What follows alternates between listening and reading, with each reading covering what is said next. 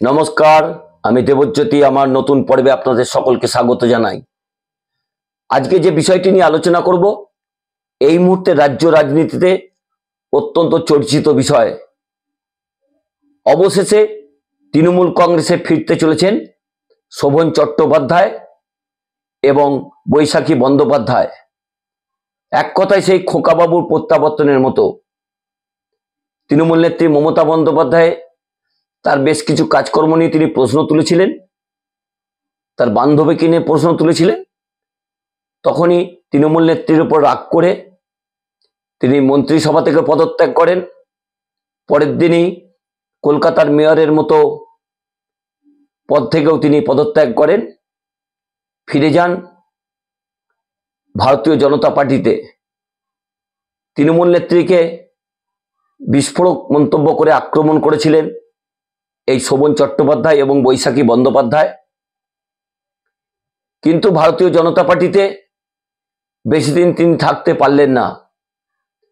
সেখানে কম্পার্টমেন্টাল পেয়ে তিনি ফিরে এলেন আবার তৃণমূল কংগ্রেসে।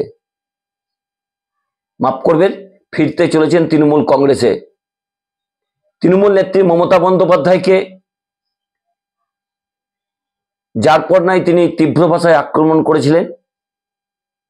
মমতা বন্দ্যোপাধ্যায়কে সদমা বলেছিলেন, অভিষেক বন্দ্যোপাধ্যায়কে নাড়ু গোপাল বলেছিলেন।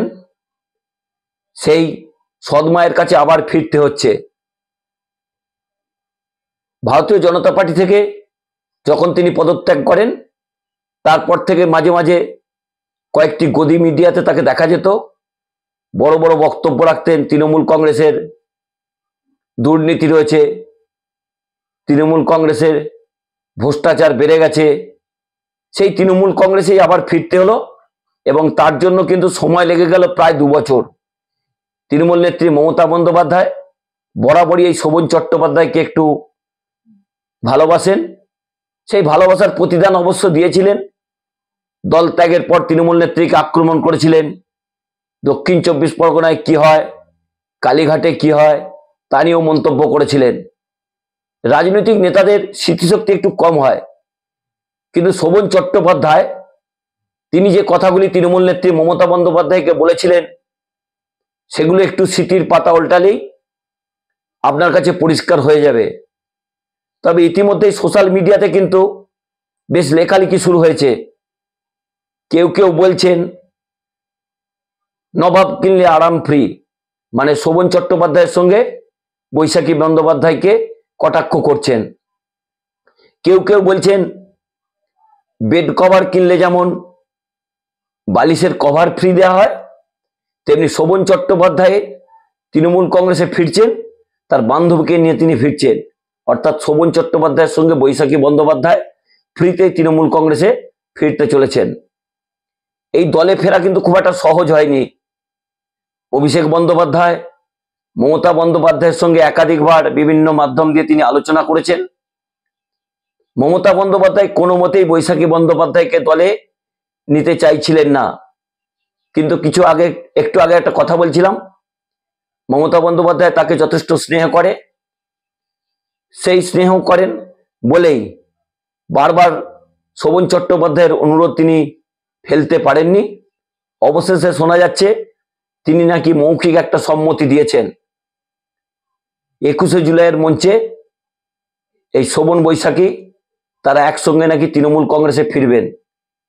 তবে দলের মধ্যে কিন্তু ইতিমধ্যেই বিক্ষোভ শুরু হয়েছে।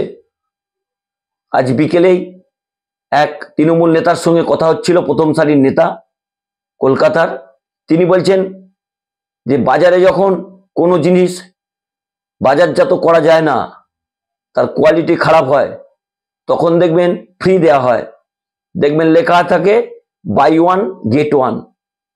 সেই শোভন চট্টোপাধ্যায়ের সঙ্গে বৈশাখী বন্দ্যোপাধ্যায় কিন্তু বাই 1 get 1 এর মতো দলে আসছেন। সেই নেতা আরও বলেছেন দলে নিশ্চয়ই সেই গুরুত্ব শোভন চট্টোপাধ্যায় আর পাবেন না। পাবেনই বা কি করে? যে ভাষায় তিনি তৃণমূল কংগ্রেসকে আক্রমণ করেছেন, মমতা বন্দ্যোপাধ্যায়কে আক্রমণ করেছেন, দলের সর্বভারতীয় সাধারণ সম্পাদক অভিষেক বন্দ্যোপাধ্যায়কে আক্রমণ করেছেন, এমনকি তার শ্বশুর মশাই দুলাল দাস তাকেও তীব্র ভাষায় আক্রমণ করেছেন, তার স্ত্রীকে আক্রমণ করেছেন।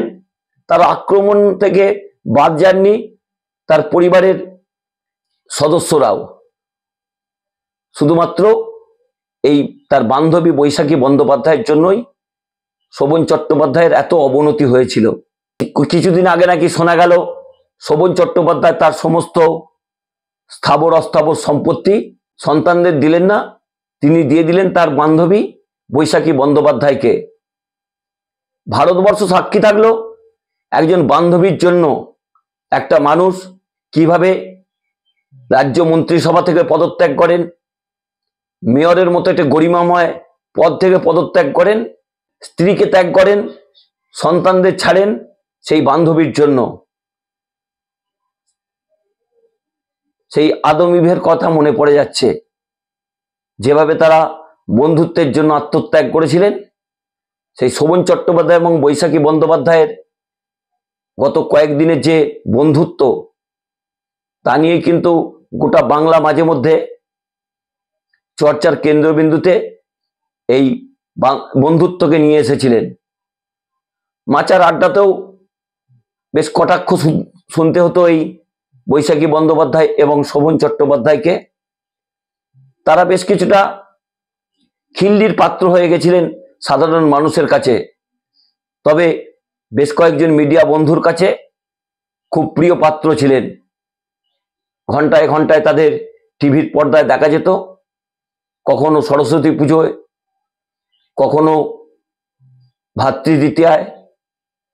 ভালোই ছিলেন, সুখেই ছিলেন। যে নৃত্য তারা দেখাতেন মাঝে মধ্যেই বিভিন্ন গানের সঙ্গে, বাংলার মানুষ যথেষ্ট উপভোগ করতেন। সমাজ মাধ্যমেও সেই গান কিন্তু, সেই নাচ কিন্তু ভালোই ভাইরাল হতো। কোন জিনিসগুলো মানুষ নিয়ে চর্চা করেন? এই শোভন চট্টোপাধ্যায় কলকাতার মেয়রের মতো পদকে অলঙ্কিত করেছিলেন, বন্ধুত্বের জন্য সেই পদকে ছেড়ে দিয়েছেন। সেই প্রাক্তন মেয়রের যে নৃত্যের দৃশ্য, তা কিন্তু গোটা বাংলার মানুষের কিন্তু মণিকোঠাতে রয়েছে। যাক, সেসব কথা তৃণমূল নেত্রী মমতা বন্দ্যোপাধ্যায় বুঝেছেন, তাকে আবার দলে ফেরাতে চলেছেন। তবে এই দলে এসে কতদিন তিনি ভালোভাবে থাকতে পারবেন তা নিয়েও কিন্তু প্রশ্ন উঠেছে। কারণ তার কারণ কিন্তু তিনি নিজে নন, তার কারণ হচ্ছে তার বান্ধবী বৈশাখী বন্দ্যোপাধ্যায়। এই বৈশাখী বন্দ্যোপাধ্যায়ের জন্যই কিন্তু শোভন চট্টোপাধ্যায়ের মতো তৃণমূল কংগ্রেসের একজন অপরিহার্য নেতা, তাকে দল ছাড়তে হয়েছিল। তার রাজনৈতিক আন্দোলনও যথেষ্ট তৃণমূল নেত্রী মমতা বন্দ্যোপাধ্যায়ের দৃষ্টি আকর্ষণ করেছিল। তাকে রাজ্য মন্ত্রিসভায় অনেক গুরুত্বপূর্ণ পদ দিয়েছিলেন, মেয়রের মতো পদ দিয়েছিলেন, কিন্তু তিনি সমস্ত কিছু ত্যাগ করেছিলেন শুধুমাত্র এই বন্ধুত্বের বিনিময়ে। কেউ কেউ বলছেন যে কোনো একটা উপনির্বাচন, সেখানে কিন্তু তাকে দাঁড় করানো হতে পারে, কারণ শোভন চট্টোপাধ্যায়কে হয়তো রাজ্য মন্ত্রিসভায় তৃণমূল নেত্রী আবার ফেরাতে পারেন। তবে সবকিছুর জন্য আমাদের একটু অপেক্ষা করতে হবে। তবে 21শে জুলাই পর্যন্ত বাংলার মানুষের কিন্তু লক্ষ্য থাকবে ওই মঞ্চের দিকে, যেখানে শহীদ তর্পণের পরেই শোভন চট্টোপাধ্যায় এবং বৈশাখী বন্দ্যোপাধ্যায়ের আবার খোকাবাবুর প্রত্যাবর্তনের মতো তৃণমূল কংগ্রেসে প্রত্যাবর্তন হবে। আজ এই পর্যন্তই।